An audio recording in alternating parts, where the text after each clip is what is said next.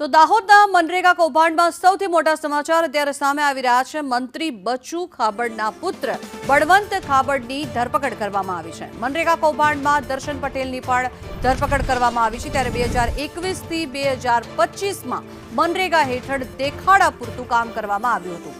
71 કરોડના કામોમાં ગેરરીતિ સામે આવતા પોલીસ ફરિયાદ પણ દાખલ કરવામાં આવી છે। મંત્રી બચુ ખાબડના પુત્ર બળવંત ખાબડ દ્વારા આ કૌભાંડ રચવામાં આવ્યું ત્યારે તત્કાલીન ટીડીઓ દર્શન પટેલની પણ ધરપકડ કરવામાં આવી છે। તેની સામે કાયદેસરની કાર્યવાહી હાથ ધરવામાં આવશે। 2021 થી 2025માં મનરેગા હેઠળ માત્ર દેખાડા પૂરતું માત્ર કાગળ પર બતાવવા માટે કામ કરવામાં આવ્યું હતું। 71 કરોડના કામોમાં ગેરરીતિ આચરવામાં આવી અને આ ગેરરીતિ સામે આવતા આ કૌભાંડ સામે આવ્યું છે। દાહોદ મનરેગા કૌભાંડને લઈને આ સૌથી મોટી ન્યૂઝ અપડેટ આપના સુધી પહોંચાડી।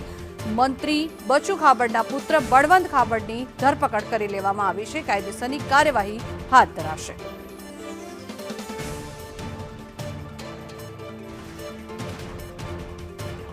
તો સતત જે રીતે આ કાર્ય કૌભાંડ કરવામાં આવતું હતું 2021 થી 2025 એટલે કે 4 વર્ષમાં કોઈ પણ કામ કરવામાં નથી આવ્યું। માત્ર ને માત્ર કાગળ પર આ કામ બતાવવામાં આવ્યા અને કરોડો રૂપિયાની ઉચાપત કરવામાં આવી, ગેરરીતિ કરવામાં આવી।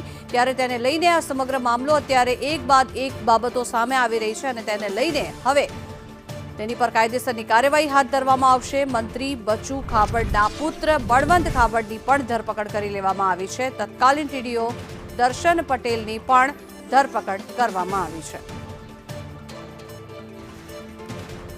આજ અંગે વધુ માહિતી મેળવીએ ન્યૂઝ રૂમથી। આપણી સાથે સંવાદદાતા હિરેન રાવલ જોડાયા છે। હિરેન, સમગ્ર મામલો શું છે? અત્યારે હાલ આજે કરોડોના કામો છે, 71 કરોડના કામોમાં ગેરરીતિ સામે આવી છે, ધરપકડ કરાઈ છે, આગળ શું કાર્યવાહી? જો મનરેગાના જે કામો કેન્દ્ર સરકાર તરફથી થતા હોય છે એ કામો માટેની જે એજન્સીઓ હોય છે એવી લગભગ 35 જેટલી એજન્સીઓ આ દાહોદની અંદર સામે આવી હતી કે જેણે વર્ષ 2021થી લઈ અને 2023 સુધી એટલે કે લગભગ 3 થી 3.5 વર્ષ સુધીના જેટલા સમયમાં કામો કાગળ ઉપર કર્યા હતા, પરંતુ જમીની કામો નહોતા થયેલા। એટલે કે કોઈ ફળિયામાં રોડ બનાવવાનું કામ અથવા તો રોડ માટેનું જે પ્રાથમિક કામ છે એના કાગળ તૈયાર થઈ ગયા, એનું બિલ મુકાઈ ગયું, પરંતુ કોઈ પણ પ્રકારનું કામ આ ફળિયામાં અથવા તો જે તે જગ્યાઓ પર નહોતું થયેલું અને એ તપાસમાં સામે આવ્યું હતું। એટલા માટે દાહોદ બી ડિવિઝન પોલીસ સ્ટેશનની અંદર ફરિયાદ નોંધાવી હતી। આ 35 કંપનીઓ પૈકી એક કંપની એવી પણ હતી કે જે રાજ્ય સરકારના મંત્રી બચુભાઈ ખાબડના 2 દીકરાઓ એટલે કે બળવંત ખાબડ અને અન્ય બીજો દીકરો છે, આ બંને દીકરાઓ સાથે મળી અને આ કંપની ચલાવતા, આ એજન્સી ચલાવતા હતા અને એ એજન્સીને પણ આ દાહોદ જિલ્લાની અંદર મનરેગાના કામો આપવામાં આવ્યા હતા અને એ મંત્રીના પુત્રોની એજન્સીએ પણ કામ કર્યા વગર પૈસા ત્યાંથી લઈ લીધા હતા અને કૌભાંડ આચર્યું હતું। એ પ્રકારના કિસ્સાઓ સામે આવ્યા હતા। આ 35 એજન્સીઓ સામે ફરિયાદ નોંધાઈ હતી। જો કે રાજ્ય સરકારે મંત્રી પુત્રોને બચાવવા માટે તાત્કાલિક જે અધિકારીઓએ ફરિયાદ કરી હતી એ બંને અધિકારીઓની બદલી કરી દીધી હતી। જો કે આજે સૌથી મહત્વના સમાચાર મળી રહ્યા છે કે બળવંત ખાબડ બચુ ખાબડનો પુત્ર છે, એની ગઈકાલે મોડી રાત્રે લગભગ 2:30 વાગ્યાની આસપાસ દાહોદ પોલીસે ધરપકડ કરી છે। તત્કાલીન તાલુકા વિકાસ અધિકારી એટલે કે ટીડીઓ દર્શન પટેલની ધરપકડ પણ વડોદરાથી કરવામાં આવી છે। હજુ એક આરોપી એટલે કે બળવંત બચુ ખાબડનો જે બીજો પુત્ર છે એની પણ ધરપકડ હજુ બાકી છે। આ સિવાય અન્ય 35 જેટલી એજન્સીઓ છે, એ 35 એજન્સીઓના માલિકોની પણ ધરપકડ આ કેસની અંદર કરવામાં આવશે। રાજ્ય સરકારને જ્યારે બુધવારે પૂછવામાં આવ્યું હતું ત્યારે એમણે કહ્યું હતું કે જે સિસ્ટમ છે અથવા તો જે કાયદાકીય પ્રક્રિયા છે એ પ્રક્રિયા પ્રમાણે જ કામ થશે અને એ જ પ્રકારે કદાચ, કારણ કે આ બંને બચુ ખાબડના પુત્રો છે એમણે આગોતરા જામીન અરજી કોર્ટની અંદર કરી હતી, પરંતુ કોર્ટમાં સુનાવણી થાય તે પહેલાં જ આ બંને લોકોએ પોતાની જામીન અરજી છે તે પાછી ખેંચેલી હતી અને એ સમયગાળો છે કે જ્યારે આ ચાલુ મહિનાના અંતમાં પ્રધાનમંત્રી નરેન્દ્ર મોદી દાહોદ જાય છે એ પહેલાં જ રાજ્ય સરકારના સિનિયર મંત્રી, રાજ્ય કક્ષાના મંત્રી છે બચુભાઈ ખાબડ, એમના પુત્રની ધરપકડ આ કૌભાંડ કેસમાં દાહોદ પોલીસે કરી છે। વાત કરીએ તો જે રીતે આ સમગ્ર મામલો સામે આવ્યો છે, ખૂબ જ મોટું કૌભાંડ આચરવામાં આવ્યું છે। આ કરોડો રૂપિયાની ઉચાપત જ્યારે કરવામાં આવી, એક બાદ એક અનેક મામલાઓ સામે આવી રહ્યા છે, આગળ શું કાર્યવાહી હાથ ધરાઈ શકે છે? જો 2 તાલુકાની અંદર કામો આ એજન્સીએ નહોતા કર્યા, એજન્સીઓ એની અંદર જે સામે આવ્યું છે દેવગઢ બારિયા અને ધાનપુર તાલુકો, એમાં બંને તાલુકાઓની અંદર કામો જે છે એ મનરેગાના કરવાના હતા, પરંતુ જે કામોના ટેન્ડર મળ્યા હતા એ કામો કર્યા વગર જ કાગળ ઉપર કામો સંપૂર્ણ થઈ ચૂક્યા છે એની ફરિયાદ નોંધાઈ હતી અને એ કેસમાં ધરપકડ થઈ છે. હવેની જે કાર્યવાહી છે એ પોલીસે આ અધિકારીઓ અથવા જે પકડાયા છે એ અને મંત્રીપુત્ર એમને સાથે રાખી જે બિલો બનાવ્યા છે એ બિલો બનાવવામાં કોનો સહયોગ હતો એમની પણ આની અંદર અટક કરી અને તેમની ધરપકડ કરવામાં આવશે. આ ઉપરાંત જે જગ્યાઓના કામો એમણે લીધેલા છે કાગળ ઉપર અને કામો નથી કર્યા આ તમામ જગ્યાઓના વેરિફિકેશન પણ કરવામાં આવશે અને સંભવતઃ આ કેસો ઉપરાંત અગાઉ પણ જે કામો એમણે કરેલા છે કારણ કે આ બંને મંત્રીપુત્રોએ દાહોદ સ્માર્ટ સિટી પ્રોજેક્ટના કેટલાક કામો પણ કરેલા છે અને એમાં પણ આ પ્રકારની ગેરરીતિની આશંકા સેવાઈ રહી છે અને એટલે જ જો આ કેસની અંદર જો તપાસ યોગ્ય રીતે થાય તો દાહોદ સ્માર્ટ સિટી સિવાયના દાહોદ જિલ્લાના અન્ય કામો છે એની અંદર પણ આ બંને મંત્રીના પુત્રોની કરતૂતો સામે આવી શકે છે. જી હિરેન, આપણે વાત કરીએ તો જે રીતે કોઈ એક મંત્રી જ્યારે ચૂંટાય છે અથવા મંત્રી જ્યારે બને છે ત્યારે એ જનતાની સેવા કરવા માટે બનતા હોય છે, નહીં કે જનતાને પરેશાન કરવા માટે, હેરાન કરવા માટે કે પછી આ પ્રકારની ઉચાપતો કરવા માટે.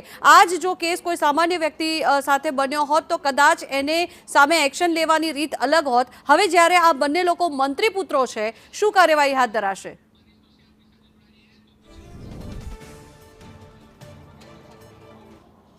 કોંગ્રેસના નેતા મનીષભાઈ દોશી પણ આપણી સાથે જોડાયા છે.